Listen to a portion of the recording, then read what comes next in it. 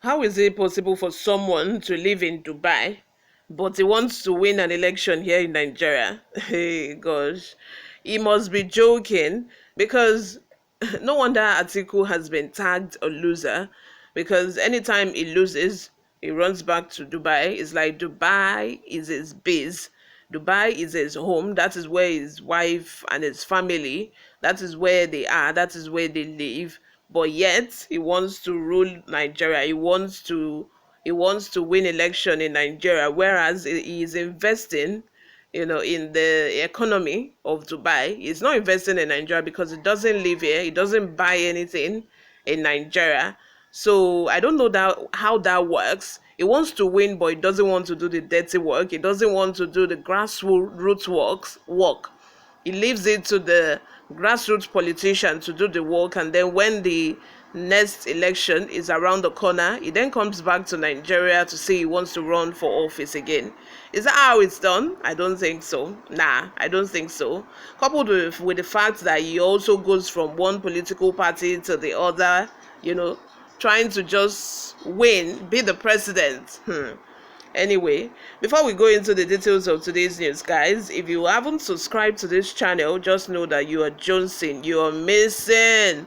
Please go ahead and click on the subscription button down below. It's free of charge. I don't charge. Most importantly, guys, turn on the post notification bell so that you can be the first person to get notified whenever we upload a new video. Help us grow this channel by giving this video a massive thumbs up so that it gets recommended to other YouTube viewers all around the world as well. Lastly, please leave your comments in the comments section. Without further ado, let's delve right into the details of today's news. Atiku speaks on leaving Nigeria for Dubai after election loss. The presidential candidate of the People's Democratic Party, PDP, in the 2023 election, Atiku Abubakar has said he will decide if he wants to stay in the country or leave for Dubai, United Arab Emirates. Atiku stated this on Wednesday while reacting to a call by a group of protesters under the aegis of the natives who asked him and his counterparts in the Labour Party, Peter Obi, to stay in the country and not leave for exile. In a chat with the newsmen during a protest, convener of the natives, Matt Edward, urged Atiku, Obi, and other candidates not to abandon the country following their loss in the presidential election. Edward asked the presidential candidates not to embark on exile out of frustration, saying that the move is a trademark of any politician who is just an opportunist. According to him, the candidates should stay in the country because their talents, ability, and contributions are needed for the development of a country. He therefore appealed to Atiku, Obi, and other candidates to accept the outcome of the presidential election as declared by the Independent National Electoral Commission. Speaking with The Punch, Atiku's special assistant on communications, Frank Shaibu, slammed the protesters for their sponsored protest, saying its principal does not owe the group an explanation of its travel itinerary. Shaibu, who stated that the former vice president decides when or not to travel, asked the group to call on their president-elect Bola Tinubu to return to the country. He said, and I quote, Atiku does not owe the group its travel details. It decides when or not to travel. Rather than waste their energy on frivolities, they should call on the man they claimed they elected to return to the country. The man that they said has been elected is nowhere to be found, is the man whose whereabouts should worry them. They should look for him and encourage him to return to the country. But please, I want to ask this question. Please, where is Tinubu? Please, where is Tinubu? It was as if he couldn't wait to win the election and immediately was announced the winner. He just jets out of a country. Like, phew.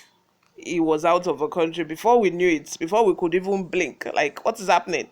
Our president-elect was outside the country. On the second thought, I am, there have been a lot of speculation saying that he's not well, he's out of the country to treat himself, for health reasons. And on the other hand, it just occurred to me that maybe it is just, you know, another one of their strategy. Maybe they are thinking that probably because of the whole noise about the election result and all that, maybe they felt that they need to protect Tinubu, to protect him so that he doesn't get killed before the swearing in. That is another thought too. That's another opinion that I'm thinking about, because there's been this whole noise about swearing in, swearing in, swearing in, swearing in, swearing in. That is all everyone has been talking about. Interim government. That has been what, has been on the lips of everybody. Every Nigerian citizen have been talking about that. And I feel probably they felt that, he should stay outside the country till maybe 2 or 3 days to the swearing in before he comes back into the country, because I don't know why else will Tinubu be outside the country. Even the representatives that he needed to have a meeting with, to decide the speaker of the House of Representatives and then the head of Senate, they had to have that meeting in London. They had the meeting done and not in Nigeria. I am thinking maybe this is due to security reasons that they have, and not an health reason. Like I said at the beginning of this video,